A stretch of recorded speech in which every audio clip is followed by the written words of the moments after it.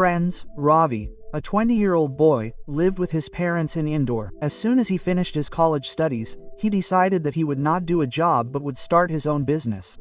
There was no clear vision or source of investment.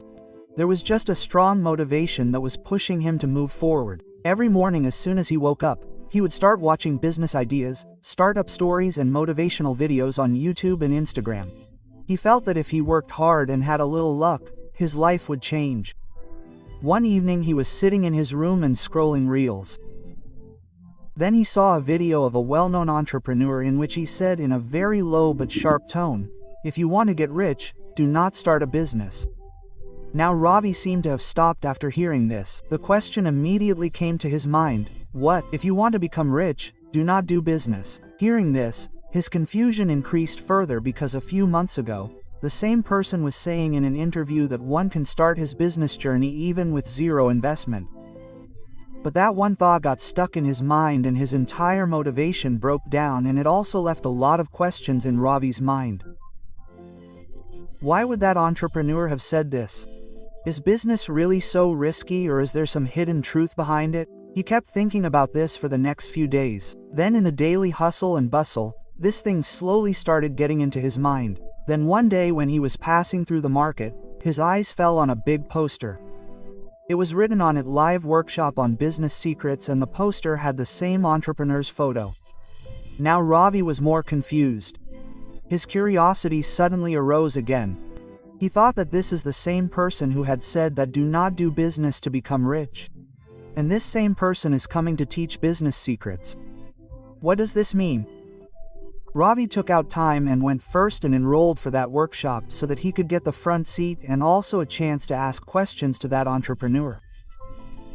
Now when Ravi goes to attend the workshop and before he gets a chance to ask something, he sees the exact same line again on the screen. If you want to get rich, do not start a business. But there was a twist here. At the end of it was written, "If you don't know the 6 principles." Now Ravi started feeling that perhaps he will get all the answers even before he asks the question. Further, the entrepreneur explains the 6 principles in detail. Let us know what those 6 principles are. Principle number 1 is mastery versus passion. Friends, nowadays every second person on social media says that follow your passion. That will give you success. It sounds good. But the truth is that passion does not always work in the beginning. What works in the beginning is hast. That is, making a skill so good that people cannot ignore it. There is a small story in Robin Sharma's book The 5M Club. A young painter who was very fond of painting. But when he started working at a professional level, he found out that he did not have even the basic skills, like color blending, perspective, brush control. He had passion but not enough skill to get someone to buy his work. Then he woke up every day at 5 a.m. for 2 years and worked on just one thing, brushwork chemistry. The result was that his paintings started selling in international galleries. Imagine if you get a chance to do your dream business today but you do not have core skills like negotiation, sales, team management. Will you be able to survive? Passion will only get you started. But only mastery will keep you sustained. Ask yourself these 3 questions. Which is that skill by learning which you can be different from others? Which is that skill which comes easily to you, but is difficult for others? Which is that topic in which you can dive deep again and again without getting bored? Answer these and spend the next 6 months only in leveling up that skill. Passion can be followed later also. But that is your real competitive edge. Next, principle number 2 is to treat your job as a paid apprenticeship. Many people say that if you want to do business, then why should you do a job? But in reality, a job does not just give you a salary, it gives you an opportunity to learn, and that too paid learning. This can also be called paid apprenticeship. Let us understand this with the example of an Indian entrepreneur, Biju Ravindran, who is today known as the founder of Byju's. But very few people know that he did not start as a businessman but as a math teacher. After completing engineering, he worked in the Merchant Navy, where he learned skills like discipline, time management, and leadership. This job did not have a direct link to teaching, but in these years he had practiced communication, presentation, and problem solving so much that when he started part-time math coaching, That confidence and clarity was clearly visible in his lectures. Now imagine if BJU's Ravindran had started a teaching business directly from the first day without any exposure or real-world experience. Would he have been able to grow so much? In a job, we get to learn many transferable skills. Like first, communication skills so that you can talk confidently to any customer or investor. Second, negotiation skills to close deals and make the terms in your favor.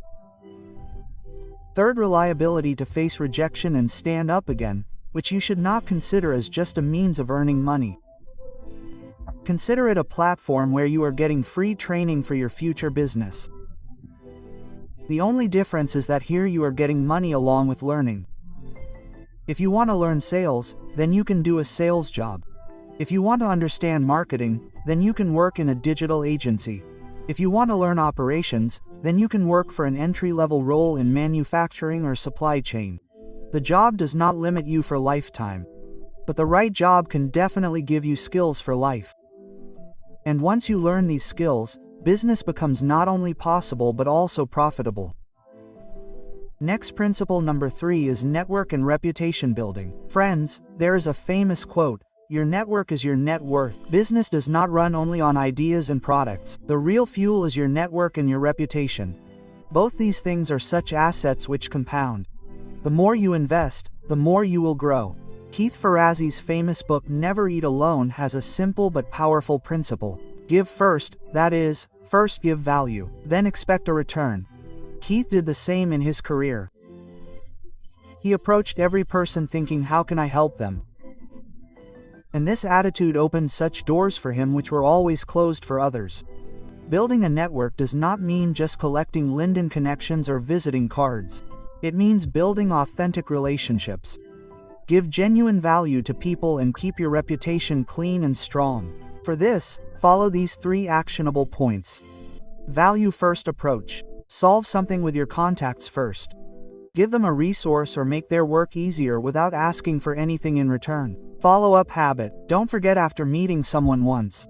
Follow up from time to time. Send them relevant information or updates. Stay visible. Share your work and achievements so that people don't forget you and your presence remains on top of their mind. It takes years to build a network and reputation. But once it is built, your business will never be alone. Next, principle number 4. Identify and remove friction points. Find and fix friction points. No business is perfect. Every process has small friction points that prevent growth, such as delays, miscommunication, extra cost, or customer frustration. If you catch and fix these quickly, your business will be many steps ahead of the competition. This is what is mentioned in Atul Gawande's book The Checklist Manifesto. Atul is a surgeon and he told with real-life examples how by implementing a simple checklist in hospitals, surgical complications were reduced by 30%. No matter how expert a person is, he misses small things. Checklist prevents those mistakes. First, observe, experience every step of your business idea from the customer's point of view. Second, list those points where delay, confusion, or waste is happening. Third, solve the most impactful friction points first through automation, better training, or process change. Many entrepreneurs focus only on growth, but ignore small mistakes in the process. The real game is won by those who eliminate these small obstacles and make the customer's journey seamless. If you can reduce friction, customer loyalty will automatically increase. And this is the biggest source of long-term profit. Next, principle number 5 is test your idea before you go all in. That means test the idea with a side hustle first. The biggest mistake that most new entrepreneurs make is that they invest all their money, time, and energy directly in a full-scale business without testing it. But if the idea fails, not only money but also confidence is lost. That is why the smart way is to start as a side hustle first so that the risk is reduced and real feedback can be received quickly. The concept of MVP, i.e. minimum viable product, is given in Eric Ries's book The Lean Startup. It means making the simplest version of your product or service and launching it in the market quickly so that with minimum investment it can be known whether people are really interested in it or not. Let's see an example. Falguni Nair, who is the founder of NKA, he told that before starting NKA, he had a successful career in investment banking, where he developed his network and industry understanding. The initial phase of NKA was also a kind of side hustle, with limited inventory, curated products and online-only model. He first created a basic website and saw if women in India are comfortable buying cosmetics online. Then when the demand remained steady and repeat customers increased, only then he expanded to inventory, warehouses and offline stores. Side hustle gives two big benefits. First, it reduces the risk because even if the idea fails, the loss is limited. Second, it gives clarity on how well your product or service fits in the market. Even if the idea does not work, you would have learned valuable skills that will be useful in your next venture. And if the idea works, it will become your strongest proof that you are ready to scale. Now the last principle, number 6, is long-term game mindset. Play the long game. In today's time, stories of instant success are heard so much that people start thinking that a business can earn crores in a few months. But the truth is that real growth and sustainability always come from a long-term vision. Shortcuts may give you a quick start, but they cannot give you the strength to last for a long time. James Clear's book Atomic Habit explains how if small changes are made consistently, their effect becomes exponential over time. The same principle applies to business as well. When you keep working continuously on customer relationships and product quality, gradually a strong foundation is built which can withstand any market fluctuation or competition. Let us understand this with a real-world example. Ritesh Agarwal is the founder of Oyo Rooms. Ritesh says that he did not try to make OYO an overnight success. Rather, he understood from the beginning that trust and consistency are the biggest currencies in business. In the early days, he personally checked every property, took feedback, created standards and implemented a strict process to maintain them. The process was slow, but this patience and consistency took OYO to global markets. If you treat business like a marathon, you will learn something new in every small step, improve and be able to bounce back from mistakes.